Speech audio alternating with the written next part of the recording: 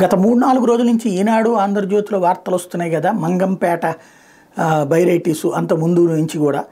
దాంట్లో ఎందుకని వీళ్ళు ప్రత్యేకించి టార్గెట్ చేస్తున్నారు మంగంపేట అని మాట్లాడుకున్నాం.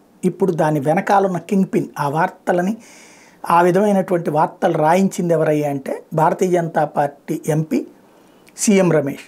ఎందుకంటే ఇప్పుడు ఆయన బయటకు వచ్చి నోరు విప్పారు. మంగంపేట బైరైటీస్ అనేటువంటి దాని మీద తెలుగుదేశం కాంగ్రెస్ ఎవ్వరూ మాట్లాడలేదు పెద్దగా.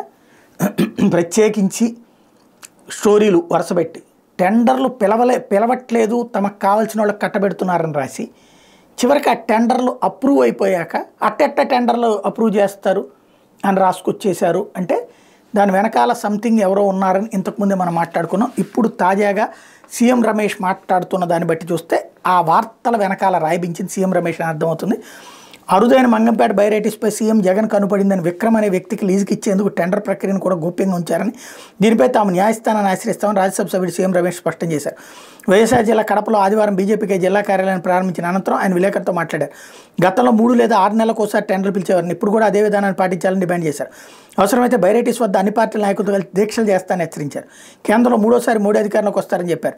ఏపీలో మాత్రం జగన్ ఎప్పుడెప్పుడు ఇంటికి పంపిద్దామని ప్రజలు ఎదురు చూస్తున్నారని పేర్కొన్నారు. పీసీసీ అధ్యక్షురాలు వైఎస్ షర్మిల ప్రశ్నలకు జగన్ సరైన సమాధానాలు ఇవ్వడం లేదన్నారు. వైకాపాకు 22 మంది ఎంపీలు ఉంటే వాళ్ళలో 2 కంటే ఎక్కువ మంది తిరిగి పోటీ చేయలేని పరిస్థితి నెలకొందని, చాలామంది ఆ పార్టీని వదిలి వెళ్ళిపోతున్నారని వెల్లడించారు. 90% ఎస్సీ ఎస్టీలు 10% బీసీ అభ్యర్థులను మార్చిన జగన్ 2 రెడ్లను మాత్రమే మార్చారని గుర్తు చేశారు.